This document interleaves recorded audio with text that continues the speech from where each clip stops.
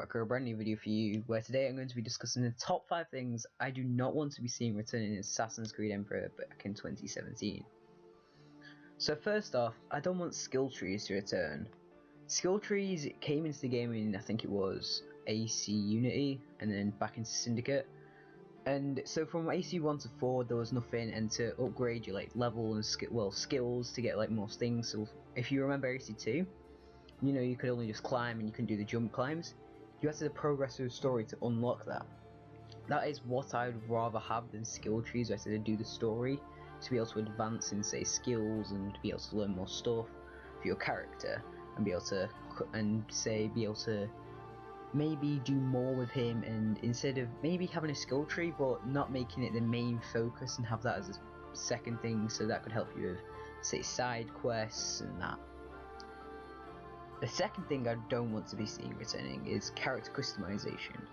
However, when I say this, I mean not the ones from AC Unity and Syndicate, because to get the new gear in that, you had to do this leveling system and rank up, and Unity all you have to do is get skill points and you complete the campaign for it. However, what I would rather see instead of that character customization is the character customization from Assassin's Creed 2. I'd rather see the character customization from Assassin's Creed 2 all the way up to, say, Black Flag, sort of, if you know what I mean. Because in Assassin's Creed 2, Brotherhood and Revelations mainly, you have to just go to a shop, buy armor, which was really cool, and you could just change the colour of your items and all that. However, in this you can't really, it doesn't look that nice, and you can't go to shops and do it. Also, there's no real super armor anymore, apart from in, say, Unity, where they had, in Syndicate where they had the Initiates outfits and that, and Legacy gear. But what I mean by that is you have to go to tombs, like the ones in Assassin's Creed 2 for the armor of Altair and the armor of Romulus from Brotherhood. Those are really fun to do, especially the tombs. I loved doing them when I was younger and playing the game. It was so much fun to me, just to go around in the tombs and try and do the puzzles, just because I was a big fan of Lara Croft and all. So it felt like I was doing that in my favourite game, which made it even more fun. So the next point I want to make is the third one, which is the leveling system. So in Assassin's Creed Syndicate they introduced a leveling system where you had the borers and they recommended what level you should be, and the enemies were different levels and all that. However, my opinion on that was that it made the game feel slow and clunky, and to unlock some of the later on gear you had to level up, so you didn't get to try everything out. Whilst in, say, I keep having to go back to it, but Assassin's Creed 2 and Brotherhood and Revelations, you played the story and new armor and stuff unlocked as you went through, and new gear unlocked as that happened, and all you had to do was have the money. And because of that, it didn't make the game feel slow. It was advancing as you advance. Whilst with that, to actually get that, you have to have crafting gear and all that to do it, and it just made it slow. It feels so slow. It made the game feel shocking because of it. I remember when I played Assassin's Creed Syndicate, I barely did any of the crafting stuff just because of how boring I found it. Anyway, moving on from that, we go on to crafting. So crafting has been in the game roughly since Assassin's Creed Revelations with the bombs, and that I thought did it really well, where you had to just go around in the chests and just open them up, and you get, say, some lamb's blood and the shells, and you just looted dead bodies and you got that. And that did it, I found, really well. And in Assassin's Creed 3 they did the same, but they added hunting into it, and you could purchase it from, say, the general stores in colonial America. However, then it came to Black Flag, where the ships and the sailing was added in fully, and to get some of the gear to upgrade your ship, you had to rob the ships, which is basically the exact same thing as the other two. However, they added microtransactions,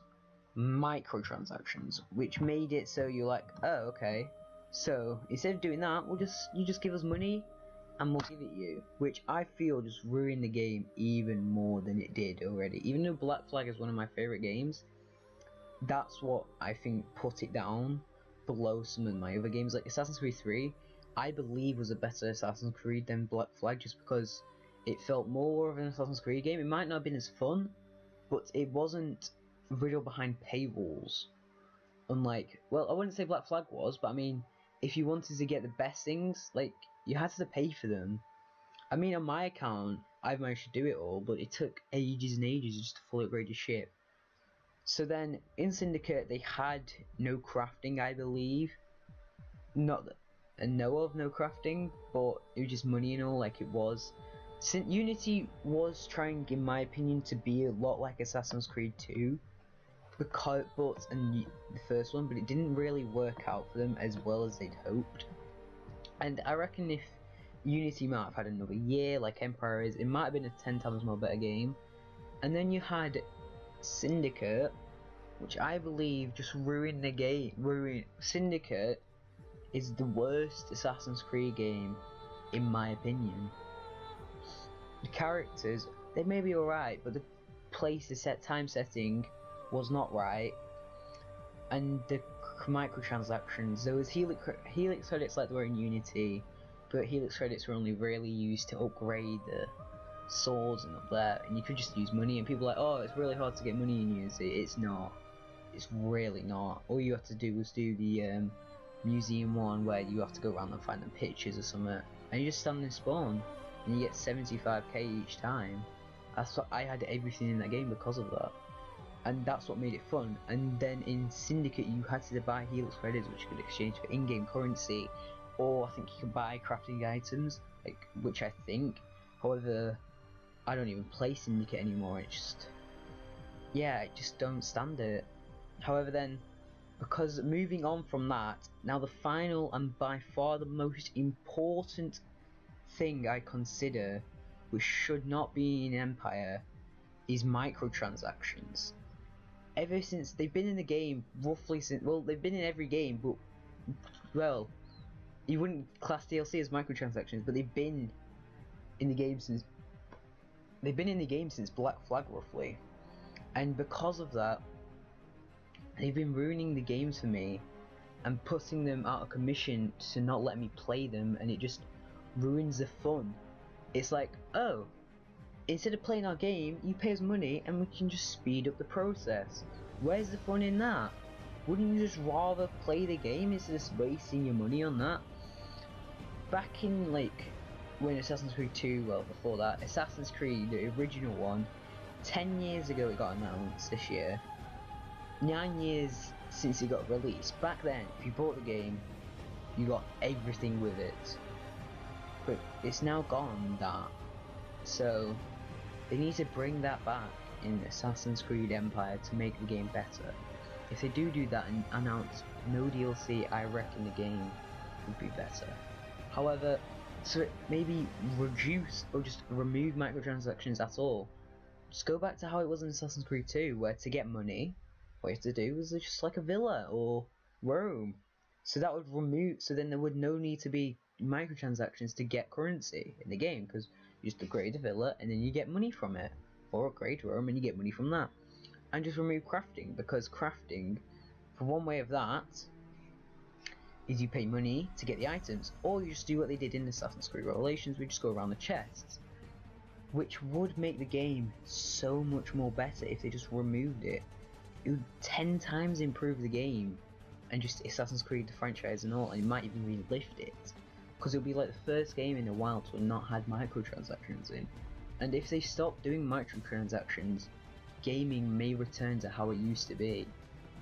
Main player in this is Call of Duty and Activision and all the third-party companies. If they can stop putting microtransactions in their game, the games may live for longer and the community may not be in our age.